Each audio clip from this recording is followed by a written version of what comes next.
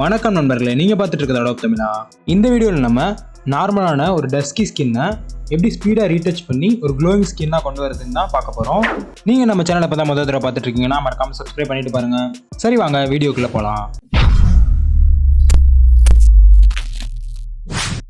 இந்த இமேஜ் அன்ஸ்பிளாஷ் அப்படின்ற வெப்சைட்லேருந்து தான் டவுன்லோட் பண்ணது. இந்த வீடியோவில் நம்ம ஃபேஸை மட்டும் தான் ரீடச் பண்ண போகிறோம். இப்போ ஃபர்ஸ்ட் ஸ்டெப் வந்து இந்த இமேஜோட லேயரை வந்து Ctrl+J போட்டு டூப்ளிகேட் பண்ணிக்கோங்க. தென் அந்த டூப்ளிகேட் பண்ண லேயரை ரைட் கிளிக் பண்ணி கன்வெர்ட் டு ஸ்மார்ட் ஆப்ஜெக்ட் கொடுத்துக்கோங்க. பிகாஸ் நம்ம பண்ண போகிற அட்ஜஸ்ட்மெண்ட்லாம் ஸ்மார்ட் ஃபில்டர்ஸ் அப்படின்ற மாஸ்க்கு கீழே வந்துடும். இப்போ நம்ம சின்னதாக ஏதாவது தப்பு பண்ணிட்டோம், இல்லைனா ஃபியூச்சரில் ஏதாவது அட்ஜஸ்ட் பண்ணோம் அப்படின்னா அதை வந்து பண்ணிக்கலாம். இப்போ இந்த ஸ்மார்ட் ஃபில்டராக மாற்றின லேயரை வந்து Ctrl+I போட்டு இன்வெஸ்ட் பண்ணிக்கோங்க. ஸோ இப்போ பாருங்கள், ஸ்மார்ட் ஃபில்டர்ஸ்க்கு கீழே இந்த இன்வெர்ட் அப்படின்ற ஆப்ஷன் வந்துருச்சு. இதை ஹைட் பண்ணிங்கன்னா உங்களுக்கு நார்மல் இமேஜ் வந்துடும். ஸோ தட் இன்வெர்ட் நம்ம ஆன் பண்ணிக்கிறேன். இப்போ இந்த லேயரோட பிளெண்ட் மோடை வந்து விவிட் லைட்டாக மாற்றிக்கோங்க.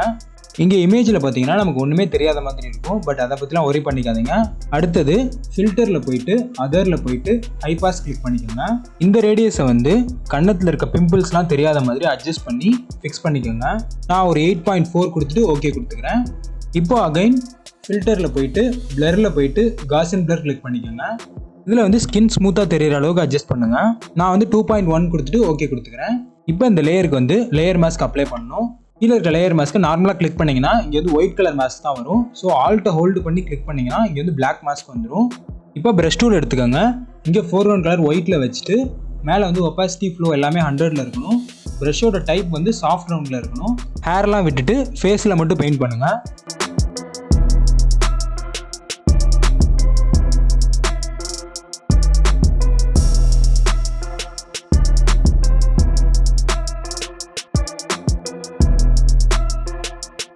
இப்போ ஃபேஸ் நல்லாவே ஸ்மூத் ஆயிடுச்சு. ஸோ டிஃப்ரென்ஸ் பாருங்கள். இதை கொஞ்சம் பிரைட் அண்ட் க்ளோவாக மாற்றலாம். அடுத்து அட்ஜஸ்ட்மெண்ட் லேயர் கிளிக் பண்ணிவிட்டு இதில் வந்து ஹியூ சேச்சுரேஷன் கிளிக் பண்ணிக்கோங்க. இதில் வந்து ஹியூ 6 கொடுத்துக்கோங்க.